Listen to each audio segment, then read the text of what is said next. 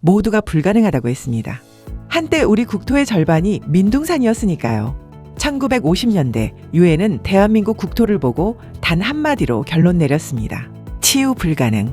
그리고 전 세계 전문가들도 입을 모았습니다. 이 나라 산은 영원히 회복되지 못할 거라고요. 그런데 불과 30년 만에 한국은 세계가 인정하는 산림 강국이 됩니다. 대한민국은 경제협력개발기구, 즉 OECD 국가 중 산림 비율 4위를 기록했습니다. 핀란드, 스웨덴, 일본 다음입니다. 더 놀라운 건 경제 성장과 산림 녹화를 동시에 달성한 나라는 전 세계에서 오직 대한민국뿐이라는 겁니다. 도대체 어떻게 이런 기적이 가능했을까요? 박정희 대통령은 왜 산림 녹화를 단순한 환경 정책이 아니라 국가 생존 프로젝트로 본 것이었을까요? 오늘 이 이야기를 끝까지 들으시면 왜 전 세계가 대한민국 산림 녹화를 인간 승리의 역사라고 부르는지 정확히 아시게 될 겁니다. 언제 들어도 좋은 편안하게 듣는 지식 오디오북 오디오 인문학당입니다. 먼저 우리가 얼마나 밑바닥에서 시작했는지부터 말씀드려야겠습니다. 한국 전쟁 직후 우리 산림의 나무 총량은 현재의 고작 20분의 1 수준이었습니다. 1901년 한국을 방문한 독일인 지크프리트 겐테는 이렇게 기록했습니다. 서울을 내려다보면 헐벗은 산림으로 암담하고 황폐하다. 6.25 전쟁 전부터 이미 문제였던 겁니다. 왜 이렇게 됐을까요? 이유는 간단했습니다. 생존이었습니다. 당시 가정용 연료의 80%가 목재였어요. 연탄은 부잣집만 쓰는 사치품이었죠. 그래서 나무, 낙엽, 솔방울, 심지어 뿌리까지 파서 불을 지폈습니다. 심은 나무는 겨울이면 다시 베어내야 했죠. 생존이 우선이었으니까요. 결과는 참혹했습니다. 민둥산이 된 산은 물을 머금지 못했습니다. 산의 저수 능력은 현재의 10분의 1. 작은 비에도 흙이 쓸려 내려와 농경지를 매몰시켰고 가뭄이 오면 강은 말라붙었습니다. 흉년이 반복되는 악순환의 고리였죠. 전후 이승만 정부도 나름 노력했습니다. 미국 원조 밀가루를 일당으로 주며 나무를 심게 했어요. 하지만 소용없었습니다. 봄에 심은 나무를 겨울에 땔감으로 써버리는 게 현실이었으니까요. 그런데 1960년대 중반 분위기가 바뀌기 시작합니다. 박정희 대통령이 서독을 방문했을 때의 일입니다. 울창한 숲과 경제 부흥을 동시에 본 그는 그 자리에서 결심합니다. 우리 산이 푸르게 변할 때까지 다시는 유럽 땅을 밟지 않겠다. 여기서 중요한 게 있습니다. 당시 산림복구에 성공한 나라들을 보면 대부분 두 가지 조건 중 하나를 만족했습니다. 경제가 먼저 성장해서 여유가 생기거나 아니면 인구 밀도가 낮아서 자연 회복이 가능했거나. 그런데 대한민국은 달랐습니다. 세계 최빈국이면서 동시에 인구 밀도는 세계 최고 수준. 게다가 80%의 국민이 연료로 나무를 태우고 있었죠. 이런 조건에서 산림을 복구한다. 전문가들이 불가능하다고 단언한 이유가 여기 있습니다. 하지만 박정희 정부는 남들과 다른 방법을 선택합니다. 먼저 1967년 산림국을 산림청으로 승격시켰습니다. 그리고 도벌, 즉 불법 벌채를 사회 5대 악으로 규정하고 강력히 단속하기 시작했습니다. 특히 군인이나 공무원이 벌목업자와 결탁한 비리는 용서 없이 처벌했죠. 그런데 여기서 끝이 아니었습니다. 정부는 한 가지 중요한 결정을 내립니다. 일반적인 상식과는 정반대되는 그러나 천재적인 판단이었죠. 바로 나무 심기 예산의 일부를 석탄 개발에 쓰기로 한 겁니다. 당시 이 예산을 지원한 월드비전은 격렬히 반대했습니다. 나무 심으라고 준 돈을 왜 석탄 캐는 데 쓰느냐고요. 하지만 정부는 밀어붙였습니다. 먼저 난방부터 해결되어야 있던 나무라도 땔감으로 사라지지 않을 것 아니냐. 나무를 아무리 많이 심어봐야 국민들이 땔감으로 써버리면 소용없다는 건 누구나 아는 사실이었습니다. 그래서 이승만 정부 때도 실패했고요. 그런데 박정희 정부는 달랐습니다. 이들은 단순히 나무만 심은 게 아니었어요. 그 뒤에 숨겨진 아무도 주목하지 않았던 치밀한 시스템이 있었습니다. 첫째, 연료 대체 사업입니다. 강원도 탄광지대로 가는 철도, 정선선과 태백선을 완공시켰습니다. 석탄 운송을 원활하게 만든 거죠. 그리고 연탄 규격을 표준화하고 주택 개량을 통해 주 연료를 완전히 연탄으로 바꿔버렸습니다. 둘째, 양묘 사업을 새마을 운동과 연계시켰습니다. 묘목을 키우면 정부가 전량 고시가로 수매했어요. 가난한 농가에 현금 소득을 안겨준 겁니다. 셋째, 화전미를 이주시켰습니다.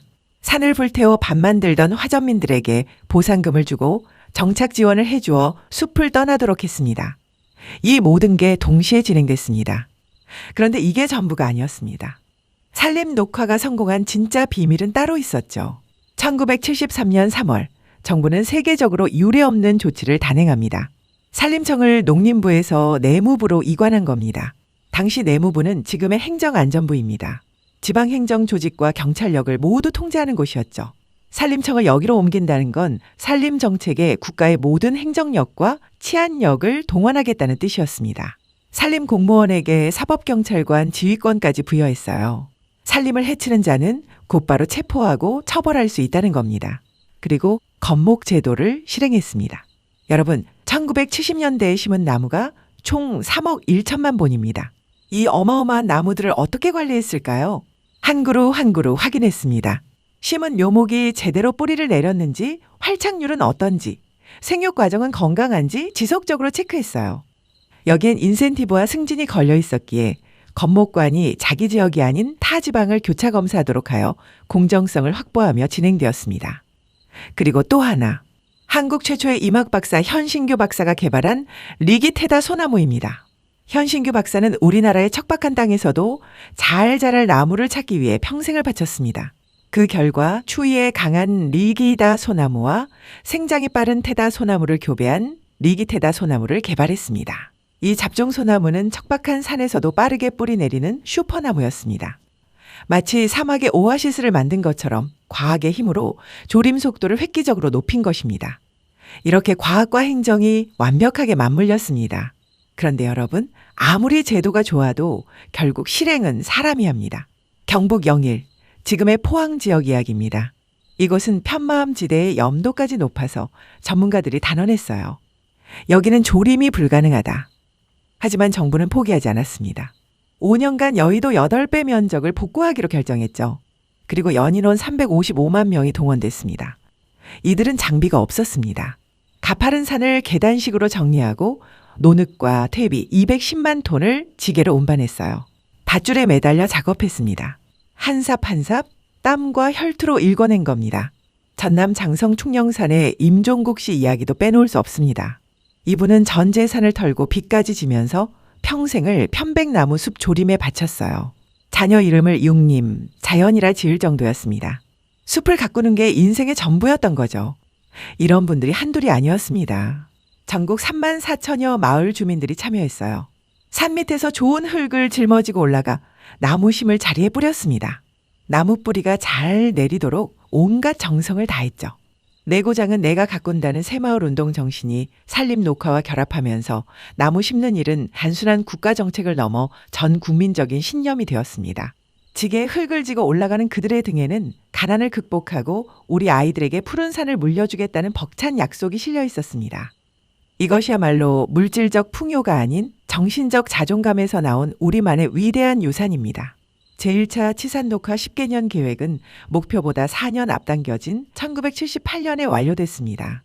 108만 헥타르의 나무를 심었고 420만 헥타르의 숲을 가꿨으며 4만 2천 헥타르의 사방 사업을 마무리했어요. 1982년 유엔 식량농업기구는 공식 보고서를 통해 이렇게 선언했습니다. 한국은 제2차 세계대전 이후 녹화에 성공한 유일한 개발도상국이다. 자, 이제 제가 처음에 말씀드렸던 그 질문으로 돌아가 봅시다. 박정희 대통령은 왜 산림 녹화에 그렇게 집착했을까요? 많은 분들이 이렇게 생각하실 겁니다.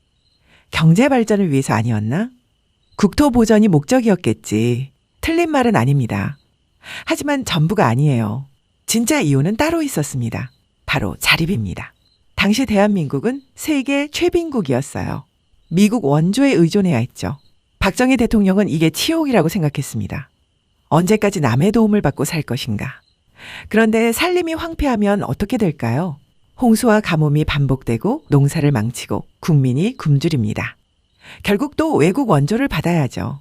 반대로 산이 푸르면 물을 머금어 농사가 안정되고 목재가 생산되어 국민이 먹고 살 수 있습니다.